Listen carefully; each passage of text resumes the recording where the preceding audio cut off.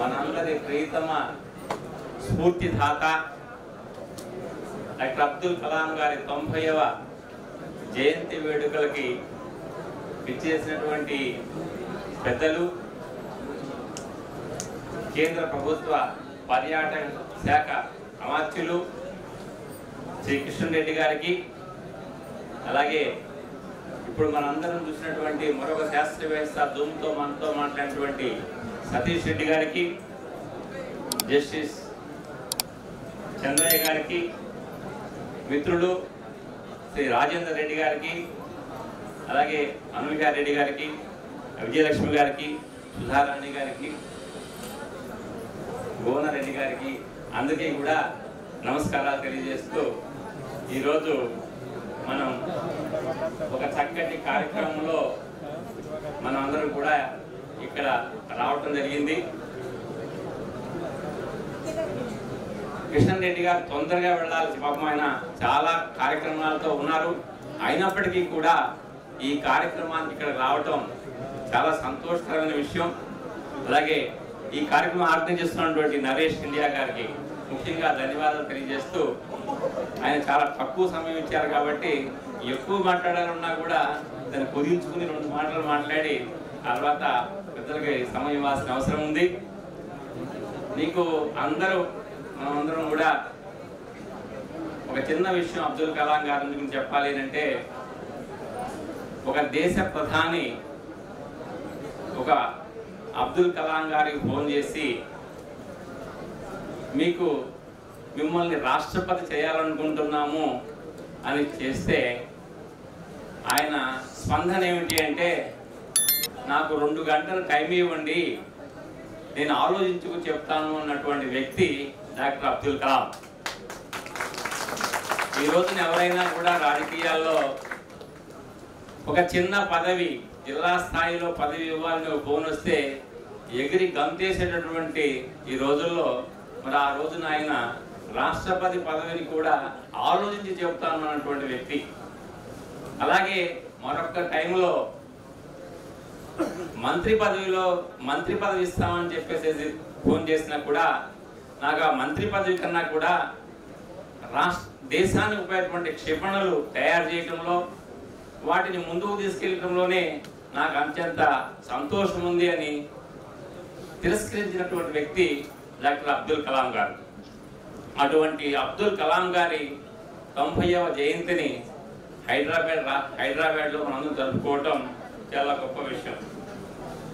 మీకు అందరికీ తెలుసు అబ్దుల్ కలాం గారి ఆస్తి ఏమిటి అనేది.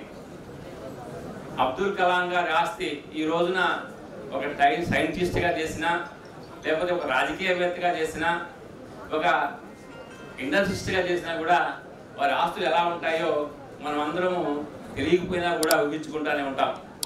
అటువంటిది అబ్దుల్ కలాం గారి ఆస్తి 2 సూట్ కేసుల్లో బట్టలు, వేలాది పుస్తకాలు.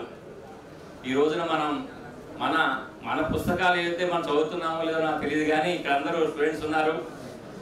మన పుస్తకాలు మన సబ్జెక్ట్ చదువుతున్నామో లేదో తెలియదు, కానీ అప్పుడు అబ్దుల్ కలాం గారు ఆయన ఆస్తి మాత్రం 2 సూట్ కేసుల్లో బట్టలు, ఈవెన్ రాష్ట్రపతి పదవిలో ఉండి కూడా ఆయనకు ఉన్నటువంటి ఆస్తి 2 సూట్ కేసుల్లో బట్టలు, వేలాది పుస్తకాలు. అంటే విజ్ఞాన ఖని. ఆ విజ్ఞాన సంపాదించడానికి ఆయన మొత్తం ఆయన జీవితం అంతా ధారపోసినటువంటి వ్యక్తి ఆయన. అలాగే రాష్ట్రపతి పదవి ముగిశాక కూడా ఆయన విద్యార్థులతో ఉండాలి, విద్యార్థులతోనే మెలగాలి, విద్యార్థులకి దాని పాఠాలు చెప్పాలి అనేటువంటి తపన పడినటువంటి వ్యక్తి డాక్టర్ అబ్దుల్ కలాం గారు. మరి ఈ రోజున మనం ఎవరినైనా రిటైర్ అయిన తర్వాత ఏం చూస్తూ ఉంటామంటే, ఇంకా ఎంత సంపాదించాలి, ఏ ఉద్యోగం చేస్తే తర్వాత నాకు నెక్స్ట్ గడుస్తూ ఉంటుంది, అవి ఎక్కడ డబ్బులు వస్తాయని చెప్పి చూసే ఈ రోజుల్లో మరి ఆ రోజున ఆయన నిస్వార్థంగా రాష్ట్రపతి పదవి తర్వాత కూడా పాఠాలు చెప్పడానికి ఆయన ముందుకు వచ్చినటువంటి డాక్టర్ అబ్దుల్ కలాం గారు. అబ్దుల్ కలాం గారి జీవితంలో ఒక 7 ముఖ్యమైన ఘట్టాలు ఉన్నాయి. అది ఒక్కటి చెప్పి నేను ముగిస్తాను. ఒకటి, 1961లో ఇస్రోలో రాకెట్ ఇంజనీర్గా నియమితులు కావటం. రెండవది 1962లో భారత రక్షణ మంత్రికి సైంటిఫిక్ అడ్వైజర్గా నియమించబడటం.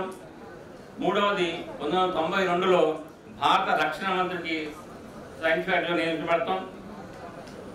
నాలుగవది 1998లో క్యాబినెట్ హోదాను తిరస్కరించి అణు పరీక్షల మీద మాత్రమే దృష్టి పెట్టాలని నిర్ణయం తీసుకోవటం. ఐదవది 1999లో భారత ప్రభుత్వానికి సైంటిఫిక్ అడ్వైజర్గా నియామకం. ఆరవది 2001లో జరిగిన హెలికాప్టర్ ప్రమాదం. ఏడవది రాష్ట్రపతిగా బాధ్యతలు స్వీకరించడం. హెలికాప్టర్ ప్రమాదం జరిగినప్పుడు 2001లో ఆయన జనరల్గా ఒక హెలికాప్టర్ ప్రమాదం జరిగితే బయటపడ్డాక ఆ యొక్క పైలట్ని కానీ లేకపోతే అక్కడ సిబ్బందిని కానీ ఆయన ఎవరైనా సరే కొంచెం తులనాడటమో లేకపోతే కోపగించుకోవడమో అనేది సహజం.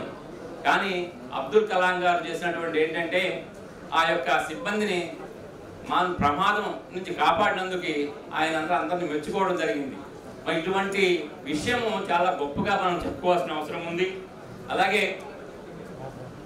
అబ్దుల్ కలాం గారు వర్ధిల్లినంత అబ్దుల్ కలాం గారు ఆయన రాష్ట్రపతి పదవి వెళ్ళిన తర్వాత కూడా మనకందరికీ ఈరోజు ఉన్నారు అని అంటే తప్పకుండా మనం వారి యొక్క జీవన విధానంలో మనం అందరం ముందుకు వెళ్ళాలని, వారి యొక్క బోధనలను మనం రోజు స్మరించుకోవాలని, ఆయన రాసినటువంటి రచనలు ఉన్నాయి, ఆ రచనలన్నింటినీ కూడా మనం చదవాలని అందరికీ విన్నవిస్తూ ఈ అవకాశం ఇచ్చినటువంటి మరి నరేష్ ఇండియా గారికి అలాగే వేదిక పెద్దలందరికీ మరొకసారి నమస్కారం తెలియజేస్తూ సెలవు తీసుకుంటాను.